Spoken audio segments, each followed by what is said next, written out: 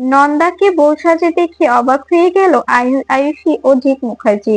হ্যাঁ বন্ধুরা, এমনটাই দেখা যাবে। বিস্তারিত জানতে ভিডিওটিতে লাইক দিয়ে চ্যানেলটি সাবস্ক্রাইব করে শুরু থেকে শেষ অবধি দেখতে থাকো। গল্পের শুরুতেই দেখা যাবে লহরী কর্ণ চ্যাটার্জিকে ফোন করে বলতে থাকে, আপনি যে নোংরা খেলায় মেতে উঠেছেন, প্লিজ এই খেলাটা বন্ধ করুন। এই খেলাটা বন্ধ করাটা দরকার। এভাবে আর কতদিন খেলাটা চালিয়ে যাবেন? আপনি জানেন না মা জাত কতটা ভয়ঙ্কর হতে পারে। তারা তারা নিজের সন্তানদের রক্ষা করতে সবকিছুই করতে পারে। আপনারা আপনারা যে নোংরা খেলাটা খেলেছেন না, সেই খেলাটার কারণে আজকে আজকে ওই বাচ্চা দুটো কলেজ স্কুলের মধ্যে সবার কাছে ছোট হচ্ছে। ওদেরকে শুনতে হচ্ছে যে ওদের মা একজন ক্রিমিনাল। এটা কি ভালো শোনাচ্ছে বলুন? এই বলে ফোনটা কেটে দেয় লহরী। এরপরে কাবির বলতে থাকে, কি বললেন উনি? তখনই কর্ণ চ্যাটার্জি বলতে থাকে, উনি উনি নিজের মা সত্তা দেখাচ্ছেন। উনি উনি নিজেই তো কখনো মা হতে পারেনি। তবে তবে কি করে নিজেকে মা বলে দাবি করে, সেটাই তো বুঝতে পারছি না আমি। এরপরে দেখা যায় তখন কাবির বলতে থাকে, আমি আমি মমকে অবশ্যই ভালোবাসতাম, কিন্তু এখন এখন আমি ঘৃণা করি। উনি আমাকে একটুও ভালোবাসে না। উনি যদি আমাকে ভালোবাসতেন তবে এভাবে এভাবে আমাকে দূরে ঠেলে দিতে পারতেন না। এভাবে আমাকে দূরে ঠেলে দিতে পারতেন না। এই বলে কাবির সুধারানীকে ফোন করে আর বলতে থাকে, সুধারানী দাস তুমি কোথায়? তখন সুধারানী বলতে থাকে, আপনি কে? তখনই কাবির বলতে থাকে, আমি কর্ণ চ্যাটার্জির ছেলে কাবির চ্যাটার্জি। তখন তখন সুধারানী বলতে থাকে, আপনারা আমাকে যেখানে রেখেছেন আমি তো সেখানেই আছি, তাই না? আমাকে আমাকে প্লিজ ছেড়ে দিন। আমার সংসার আছে, আমার বাচ্চা আছে। আমি যদি কাজ না করি ওদের কে খাওয়াবে, কি খাবে ওরা? আমাকে আমাকে প্লিজ মুক্তি দিন। আমি এখানে এখানে আর থাকতে পারছি না। এভাবে আর কতদিন বলুন তো? এরপরে তটিনী তটিনী ইশারা করে বলতে থাকে, আপনি ঠিকঠাক ভাবে কথা বলুন। তখনই তখনই দেখা যায় কাবির ফোনটা কেটে দেয়। এরপরে সুধারানী বলতে থাকে, ম্যাম, ওরা ওরা ডাউট করছে যে আমি হয়তো বা ওদের ওদের পাঠানো জায়গা মতো নেই। তখন তখন তটিনী বলতে থাকে, হ্যাঁ, ওরা ওরা ভয় পাচ্ছে। ওরা ওরা ভয় পাচ্ছে কারণ ওরা যে অপরাধ করেছে সেই অপরাধের শাস্তি তো ওদের পেতেই হবে, তাই না? এদিকে এদিকে দেখা যায় তটিনীর কথা মতো লাট্টু ও পিকু ঢুকে গেছে সত্যজিৎ মুখার্জির ঘরে। সেখানে ঢুকে পিকু বলতে থাকে, আমার খুব ভয় করছে। এখানে এখানে ঢোকাটা কি ঠিক হবে? বুঝতে পারছি সেটা রাক্ষস দাদুর ঘর। এখানে এখানে ঢুকলে কত বড় যে বিপদ হতে পারে সেটাই তো জানি না। তখনই পিকু বলতে থাকে, পিকুর কথা শুনে লাট্টু বলতে থাকে, আমরা তো পরশুরামের ছেলে মেয়ে, তাই না? আমাদের এভাবে ভয় পেলে মোটেও চলবে না। আমাদের আমাদের নিজেদের নিজেদের সাহস বজায় রেখে আমাদের মায়ের দেওয়া কাজটা শেষ করতে হবে। এই বলে লাট্টু ও পিকু সবকিছু খুঁজতে থাকে, কিন্তু কোনোভাবে খুঁজে না পেলে তখন পিকু বলতে থাকে, এই ভাই, এখন এখন কি করব? এখানে তো কোথাও খুঁজে পেলাম না। তবে তবে কোথায় খুঁজবো? আর এই আলমারিটাও তো লক করা। আমার বিশ্বাস যে ওই দুষ্টু দাদুর কোনো ব্লেজারের পকেটে সেই বিলটা আছে, কিন্তু আলমারিটা তো লক করা। আলমারিটা কি করে খুলবো? তখন তখন দেখা যায় লাট্টু বলতে থাকে, আমার কাছে যদি রিয়েল গান থাকতো না, আমি ঢিসুম ঢিসুম করে গুলি করে ওই লকটা ছুটিয়ে দিতাম। তখনই পিকু বলতে থাকে, পা বলেছে না সবসময় এরকম করে কথা বলবি না। এরপরে দেখা যায় পিকু বলতে থাকে, শোন না ভাই, আমার একটা প্ল্যান মাথায় এসেছে। আমার মনে হচ্ছে রাক্ষস দাদু তো এক ড্রেস দুবার পরে না, তাই না? এদিকে এদিকে দেখা যায় তটিনী বলতে থাকে, বাচ্চাগুলো যে এখনো কেন ফোন করছে না আমি তো বুঝতে পারছি না। ওরা কি বিলটা খুঁজে পেলো? তখনই সুধারানী বলতে থাকে, আমাকে আমাকে প্লিজ ছেড়ে দিন। আর কতদিন থাকতে হবে আমাকে এখানে? তখনই তটিনী বলতে থাকে, যতদিন না কোর্টে কেস উঠছে, আপনি সাক্ষী দিচ্ছেন, ততদিন আপনাকে এখানেই থাকতে হবে। আপনার পরিবারের কোনো ক্ষতি হবে না। আপনি আপনি এই সবকিছুতে কপারেট করুন। তখন সুধারানী বলতে থাকে, হ্যাঁ, আমি আমি অপরাধ করেছি। আমি আমি এটার জন্য অনুতপ্ত। তাই আমি প্রায়শ্চিত্ত করতে চাই, কিন্তু আমার বাচ্চাগুলোর যেন কোনো ক্ষতি না হয়। এদিকে দেখা যায় লাট্টু ও পিকু ওয়াশিং মেশিন এর কাছে চলে আসে।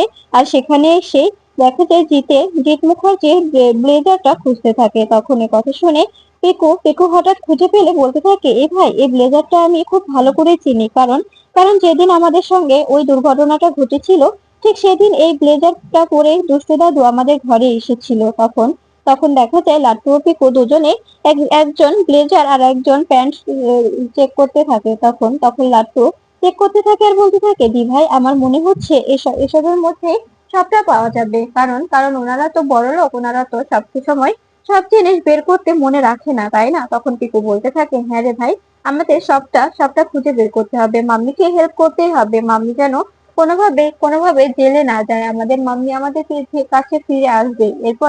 এরপরে দেখা যায় লাট্টু ও পিকু ঠিক সময় মতো সেই বিলটা খুঁজে পায়। এটা দেখে খুশি হয়ে যায় পিকু। পিকু বলতে থাকে এক্ষুনি মাম্মিকে ফোন দে। এরপরে দেখা যায় পিকু ফোন করে তটিনীকে বলতে থাকে, মাম্মি মিশন সাকসেসফুল।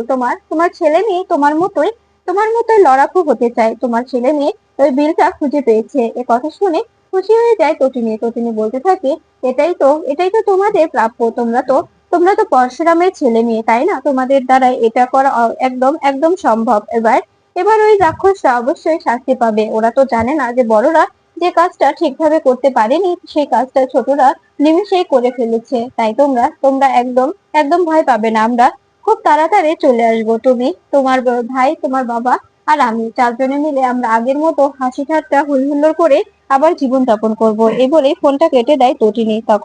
তখনই দেখা যায় শিবপ্রসাদ তটিনীকে ফোন করে আর বলতে থাকে, আমি বলছি। তখন তটিনী বলতে থাকে, হ্যাঁ বলো, ওদিকের খবর কি? তখনই পরশুরাম বলতে থাকে, তটিনী, আজকে আমি আমার বোনের শ্রাদ্ধ করব। আমি আমার বোনের এখানে দাহ করব। সে দাহ করার পরে অস্থিটা গঙ্গায় বিসর্জন দেব। তুমি বুঝতে পারছো আমি আমি কোন সিচুয়েশনে দাঁড়িয়ে আছি? আমার বোনটা এভাবে হারিয়ে যাবে আমরা কখনোই ভাবিনি।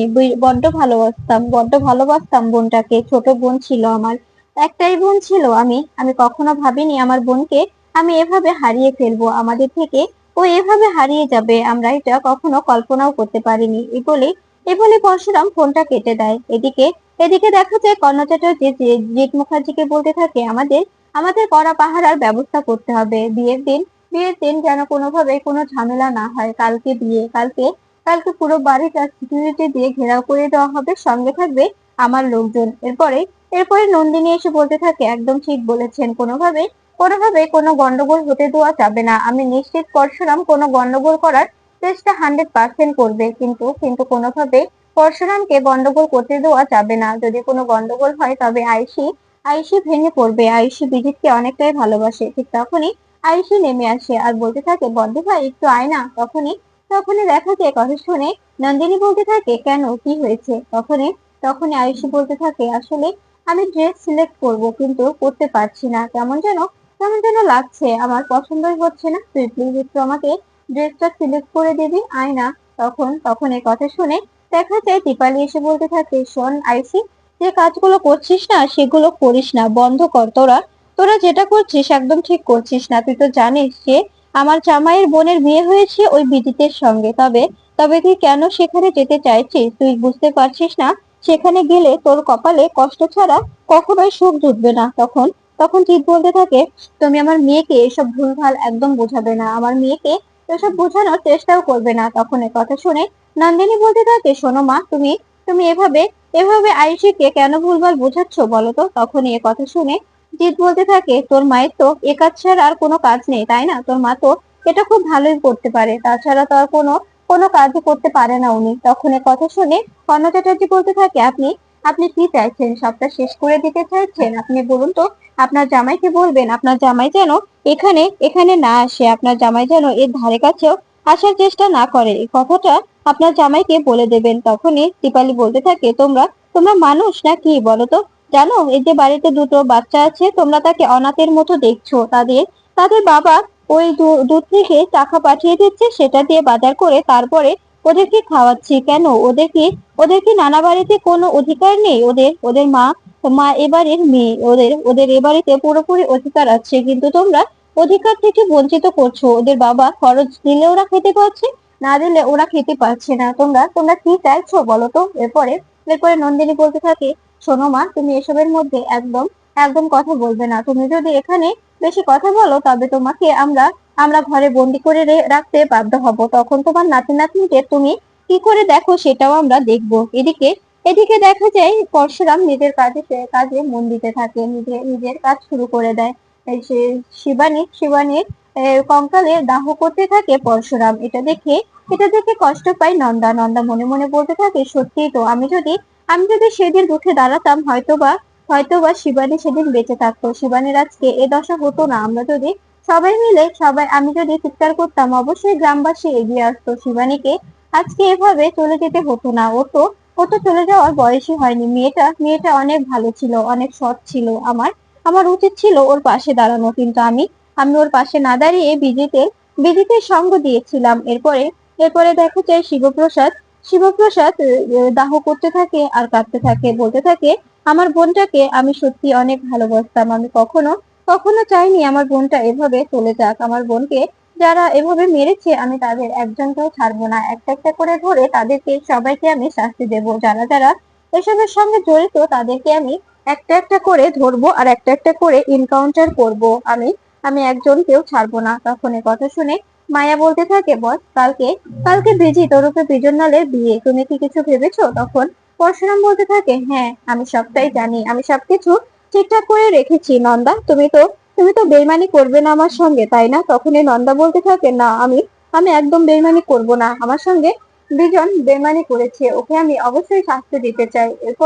এরপরে দেখা যায় শিবপ্রসাদ অস্থি হাতে বলতে থাকে আমি আমি কথা দিচ্ছি শিবানী, আমি তোর সঙ্গে বিজনেরও অস্থি বিসর্জন দেব। আমি এই অস্থি এখন বিসর্জন দেব না, আগে বিজনকে মারবো, তারপরে তারপরে ওর ওর অস্থি আর তোর অস্থি একসঙ্গে গঙ্গায় আমি বিসর্জন দেব। তোরা দুজনে ওপারে গিয়ে এক হবি। আমি আমি এটা এটা অবশ্যই করব, আমি তোকে কথা দিচ্ছি। তোর দাদা তোকে কথা দিচ্ছে। এরপরে দেখা যায় এই সবকিছু দেখে নন্দা নন্দা অবাক হয়ে পরশুরামের দিকে তাকিয়ে থাকে। এরপরে পরশুরাম বলতে থাকে নন্দা তোমাকে সবকিছু বুঝিয়ে দেওয়া হচ্ছে, তুমি এবার বুঝে নাও সবকিছু। এগুলি বলরাম পাসপোর্ট ভিসা সবকিছু সবকিছু দেখিয়ে দেয় নন্দাকে, নিজের আধার কার্ড সবকিছু নকল বলে চালিয়ে দেয়। তখন তখন দেখা যায় শিবপ্রসাদ বলতে থাকে নন্দা এই সবকিছু তোমার ভিত্তিতেই আমি কিন্তু বানিয়েছি, তুমি বলেছিলে তাই আমি সবকিছু তোমার দ্বারাই করাচ্ছি, তুমি কখনো বেইমানি করো না। এরপরে মালতী সেন এসে বলতে থাকে আমিও রেজিস্টারে সাইন করে দিয়েছি। আমি আমি এত বছর আগে যে পাপটা করেছিলাম সেই পাপের প্রায়শ্চিত্ত করতে চাই। আমি আমি যদি জানতাম যে ছেলেটা এতটা জঘন্য মেয়েটাকে ফাঁসিয়েছে তবে আমি বিশ্বাস করুন কখনোই বিয়েটা দিতাম না। এদিকে এদিকে দেখা যায় আয়ুষীকে বিয়ের সাজানো শুরু হয়ে গেছে। আয়ুষীকে সাজাচ্ছে সবাই মিলে, বোনেরা মিলে হই হুল্লোড় করে আয়ুষীকে সাজিয়ে দিচ্ছে। তখনই প্রাচী এসে বলতে থাকে এমন কিছু করিস না আয়ুষী, এখনো সময় আছে। এভাবে এভাবে ভুলভাল মানুষকে বেছে নিস না। জীবনটা অনেক দামি, অনেক অনেক বড়।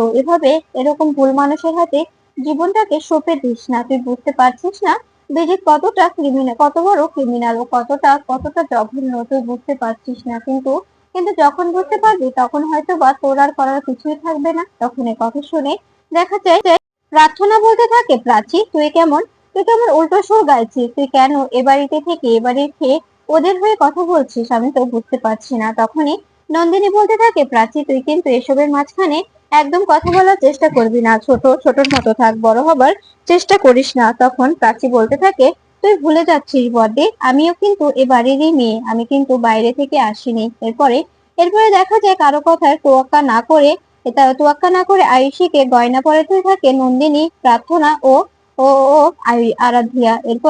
এরপরে দেখা যায় এদিকে এদিকে মায়াও নন্দাকে সাজিয়ে দেয় বউয়ের সাজে। নন্দা মনে মনে বলতে থাকে সত্যিই তো, এভাবে এভাবে যদি আমি আমি কিছু মুখ বন্ধ করে না রাখতাম তবে হয়তো বা বিজন অনেক আগে শাস্তি পেত।